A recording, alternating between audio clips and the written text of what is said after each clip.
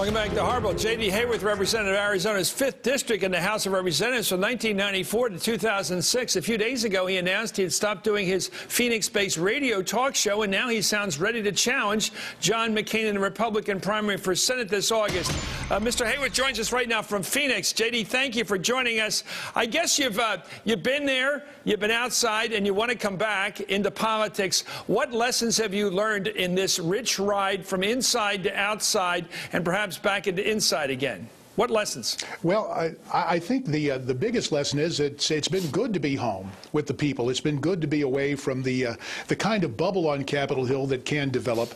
And I can tell you, so many Arizonans reached out to me as a broadcaster. I know, Chris, you've had a foot in both worlds, having worked on Tip O'Neill's staff and then as a White House speechwriter, and now as a broadcaster. You hear from a lot of people, and of course, I've learned a lot along the way as well. Yeah, and you considered it. But you're about to do on the table. You took a look at running for the Senate from your native state of Pennsylvania and decided not to. So but you're talking about running against John McCain. He's a hero out there in Arizona, isn't he? Well, I will tell you, nationwide. Oh, look, I think, and you'll recall, 10 years ago, I mean, I was very active in John's presidential campaign. But while I think all of us think the world of John McCain, have a lot of respect for him and his service to our country in so many different ways, the fact is he's just been in Washington too long, and now there's a clear divergence of opinion on several issues of substance, where John is, quite candidly, a moderate who describes himself as a maverick, and I'm a common-sense, consistent conservative who I believe better reflects the values of Arizona conservatives and Arizona Republicans. Would you be a finer representative from Arizona than the present senator? Would you be a finer person to represent Arizona in the U.S. Senate than John McCain? Well, I believe that everyone has different qualities they bring to bear. I think, again, as I touched on earlier, I would be a consistent, common-sense conservative. For example, let's take a look at the economy. John McCain voted for a bailout of the big banks, $700 billion, including many earmarks. During the presidential campaign, he embraced a plan and announced a plan that would have been $300 billion to basically take over bad mortgages. And during my time in the House as the only Arizonan to serve on the Ways and Means Committee, I consistently fought for tax cuts, and sadly, John McCain went to the well of the United States Senate and said those were, quote, tax cuts for the wealthy. In terms of national security, you and I both know, as do your viewers, John McCain paid an immense physical and personal price for his duty to country, and yet we have some very different opinions on how to deal with Islamofascism. John McCain does not believe in enhanced interrogation techniques. Indeed, John McCain would confer upon enemy combatants the rights and privileges afforded by Geneva Convention signatories. I disagree with that. And I think that sadly, in a lot of ways, though nobody can doubt John's sincerity, and it may not have been his intention, but sadly, he has enabled President Obama to move even further to the left in terms of these enemy combatants, in terms of the troubling spectacle of bringing the 9/11 organizers to New York City and possibly to have trials of other enemy combatants in Washington, D.C. Well, you've hit some serious points there. Let me go back to the issue of enhanced interrogation techniques, as you call them. Most people call them, well, certainly we're talking the same language here. He doesn't like waterboarding. He says that's torture. You disagree? I do disagree, as I understand it. Well, as I understand it, that enhanced interrogation technique is something that our own military undergoes training, certainly our own special forces. And let's not forget, if memory serves, it has been credited in several different publications as preventing no fewer than 4 9/11 type attacks. That is a serious benefit but that was to train from enhanced interrogation techniques. But that was to train our service people to be prepared for what they would face in North Korea with the Chi-Coms up there, the Chinese communists that would do anything to our guys. We were training them by using waterboard. We didn't do it to them for some sort of get any information out of them. We got them to have to deal with a horrible enemy. Do you want to be as bad as the enemy? No, that's exactly the preparation we go through. And if we wanted to be as bad as the enemy, I don't think anyone is suggesting here that we behead our own troops, as the Islamo-fascists have done to both troops and journalists. Look, we've got a serious fight on our hands. And while I respect John and his service, we have a disagreement when it comes to that, one of many disagreements.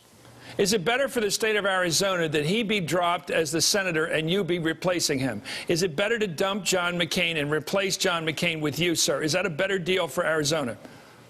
I believe in the long term, yes, it will be a better deal. I think John has served admirably. We have some disagreements, but he served in the Senate for close to a quarter century, and it's time for him to come home. I think on the issues I just outlined, on a clear, common sense, conservative philosophy, that I will be the choice of Arizona Republicans to go to the United States Senate during our primary August 24th. What changed your mind? On November 6th, you wrote a letter, a public letter, urging the newly elected president to make him Secretary of State of the United States, one of the most demanding positions there is in the country, and now you want to retire him. In only a few months, you've chosen to go from a position of urging to put him into one of the most high-intensity positions in the country, demanding all kinds of energy and intelligence and sharpness of mind, and now you're saying he's tired and he ought to quit or leave. It's an amazing change of mind on your part. No, Chris, I never said he was tired. I never said he was tired. And believe me, you think in this he can't campaign, do the job? I know John McCain. No, I think he served too long in the Senate. And but indeed, he should be a change Secretary of of scenery State? over at State.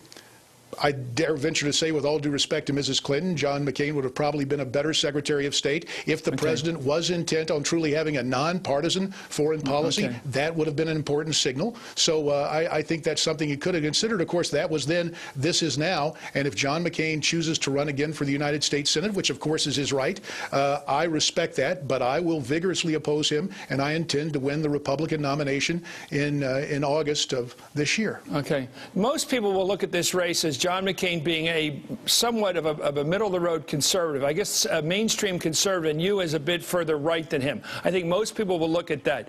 Are you as far right as the birthers? Are you one of those who believes that the president should have to prove that he's a citizen of the United States and not an illegal immigrant? Are you that far right?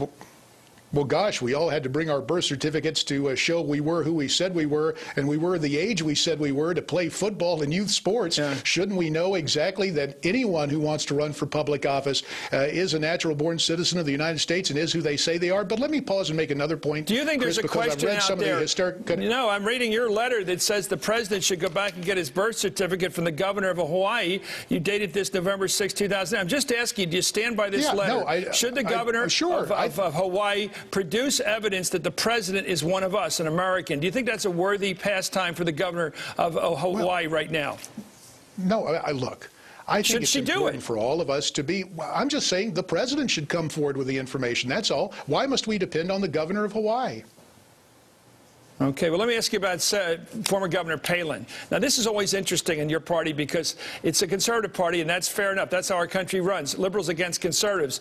But it seems to be a finer argument now. Sarah Palin is backing John McCain, and Sarah Palin's a hero to the far right in your party, and now she's backing McCain. How do you figure that allegiance?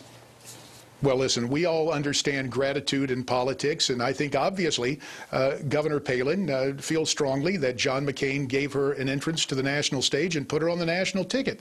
That's all well and good, and certainly we invite a lot of tourist dollars into Arizona, and we'll certainly welcome the former governor of Alaska back here. But, Chris, in the final analysis, it's not Sarah Palin from Alaska. It's Sarah Jones from Payson, Arizona. And it's not Scott Brown from Massachusetts doing robocalls. It's Scott Davis from Tucson. In other words, with all due respect to fellow Republicans and fellow conservatives, Arizona Republicans will decide who the Arizona Republican Senate nominee will be in August.